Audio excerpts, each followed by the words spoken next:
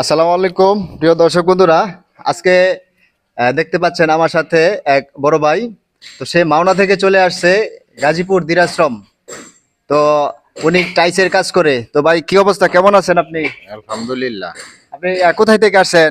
মাওনা থেকে। মাওনা থেকে গাজীপুর চলে আসছেন জি টাইসের কাজ করার জন্য।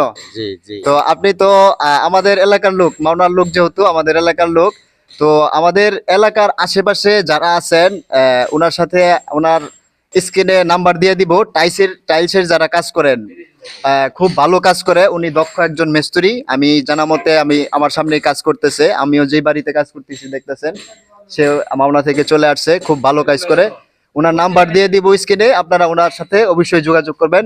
খুব ভালো নিখুঁত কাজ করে এবং ন্যায্য মূল্যে কাজ করতে পারবেন।